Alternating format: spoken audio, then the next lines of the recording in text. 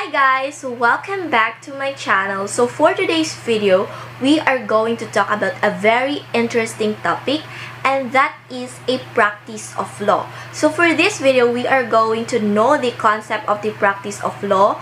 What is the practice of law? What are the requirements of being a law student?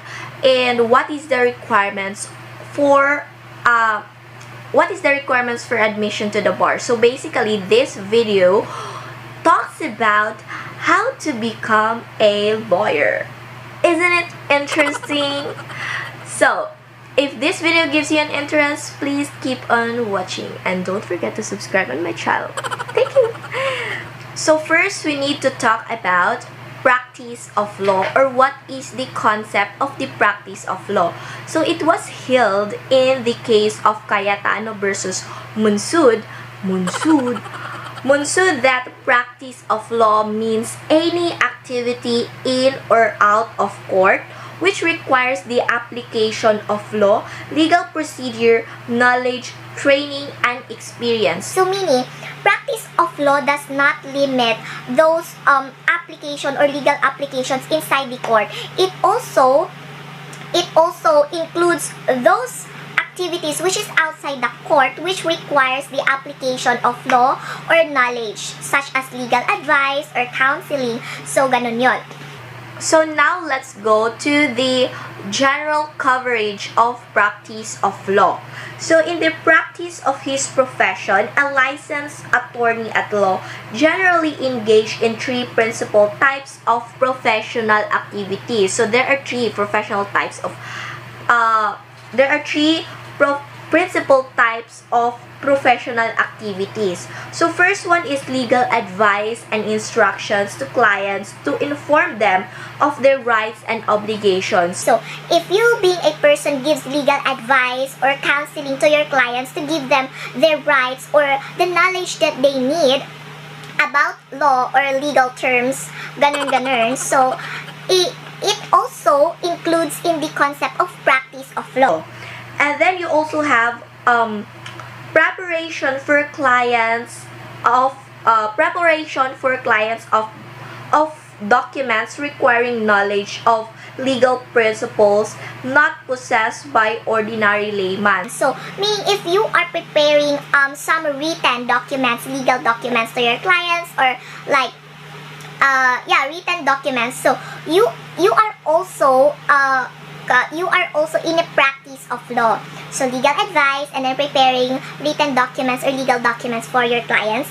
And then the last one is an appearance for clients before public tribunals which possess power and authority to determine rights of life, liberty, and property according to law in order to assist in proper interpretation and enforcement of law. So ito yung mga lawyers na nakikita natin sa court. So again, the practice of law does not only limit to those activities inside the court. It also includes those activities outside the court, such as giving legal advices to your clients, preparing legal or written documents of your clients. So this is cited in the case of ULEP versus Legal Clinic.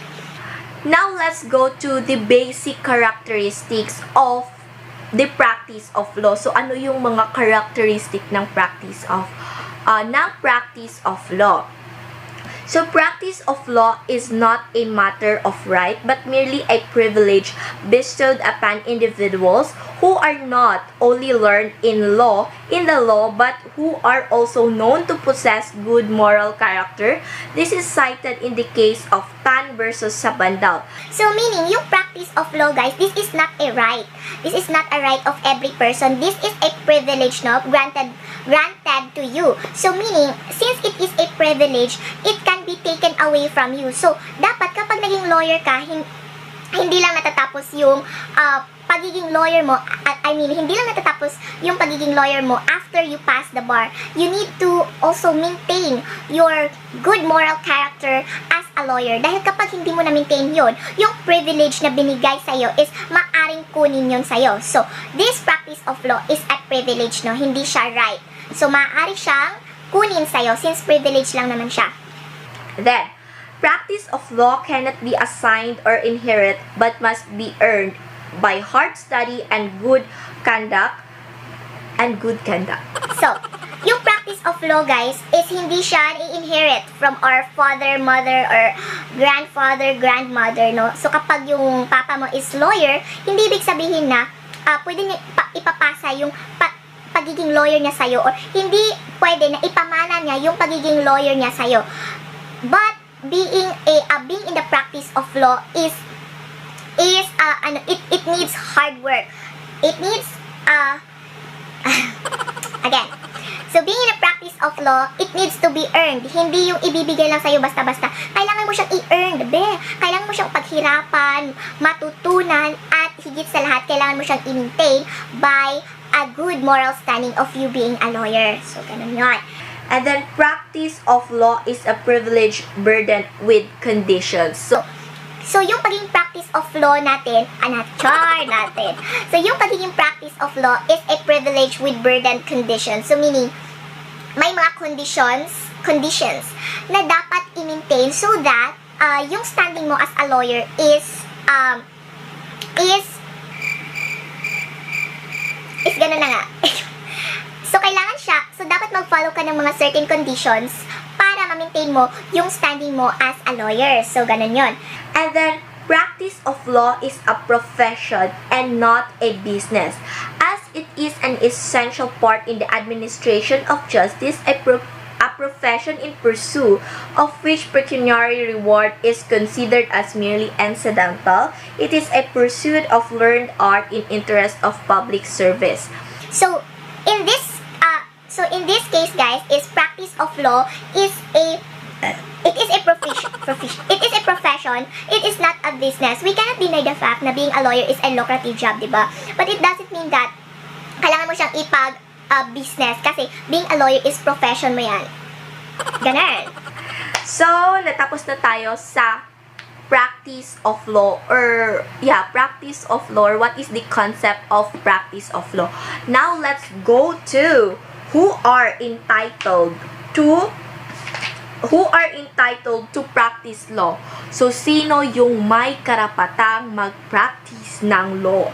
So, it is stated in the Rules of Court, Section 1, who may practice law: any person heretofore duly admitted as a member of the bar, or hereafter admitted as such in accordance with the provisions of this rule, and who is in good and regular standing is entitled to practice law. So, who are entitled to practice law? Everyone. Every one of us is entitled to practice law. Kahit sino.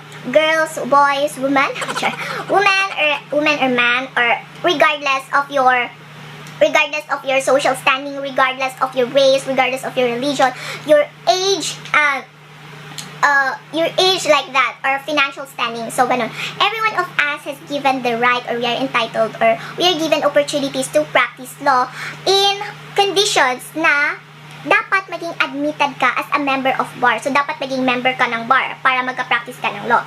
So, for that, let us go to the topic of how are you going to be admitted in the bar. So, what are the requirements of admission to the bar? So, basic requirements for all applicants for admission to the bar. So, ito yon.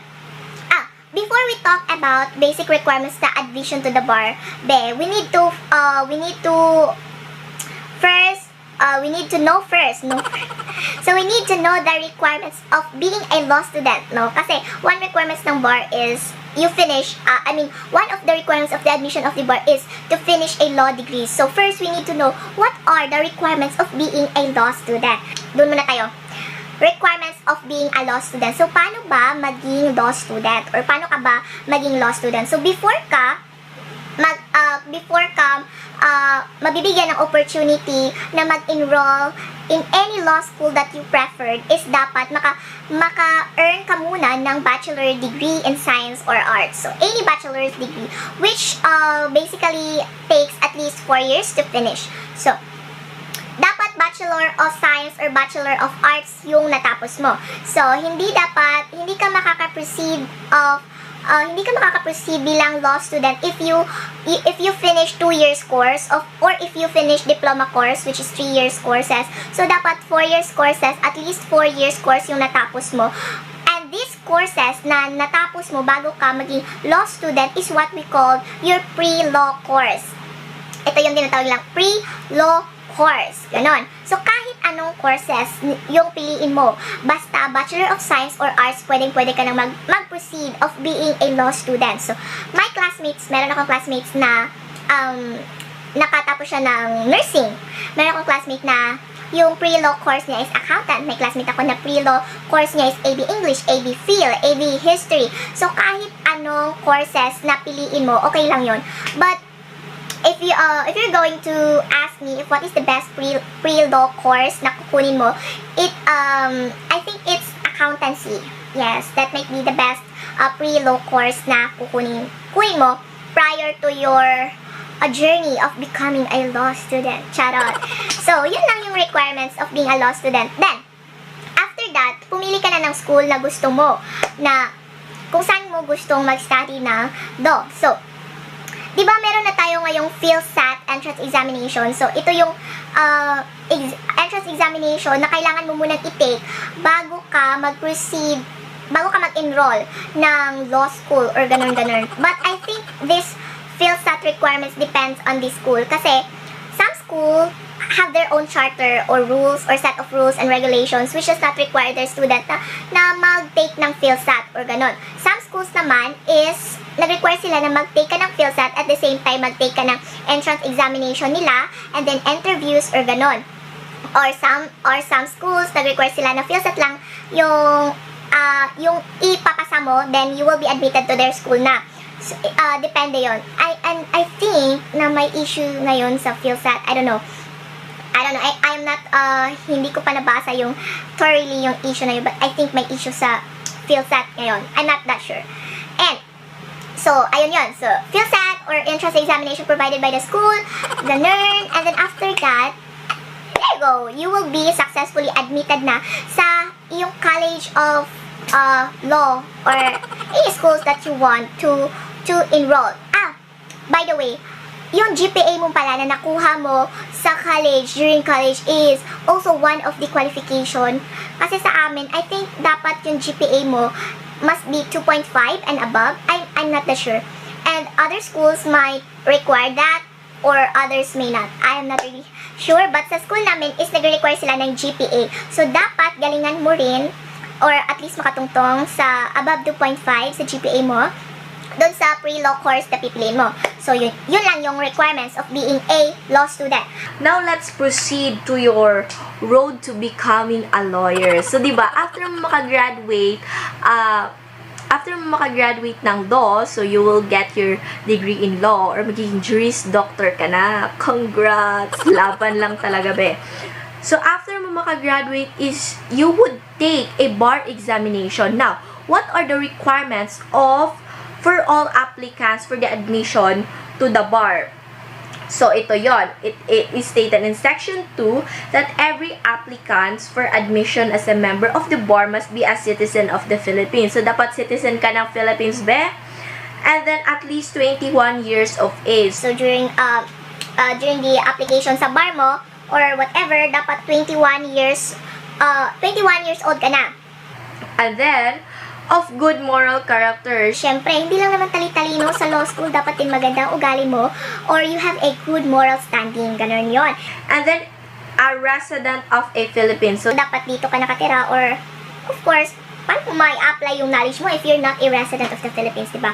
And then, must produce before the Supreme Court satisfactory evidence of good moral character and that no charges against him involving moral turpitude have been filed or are pending in any court of the Philippines. So, dapat wala kang kaso, no? Kasi nga good moral standing, diba? Tapos may kaso ka. So, as much as possible, dapat wala kang kaso na kapag nititake ka ng bar or if meron, siguro dapat ma-settle muna or some things like that. But, kung may mga kaso ka man, nilimit lang yung mga kaso,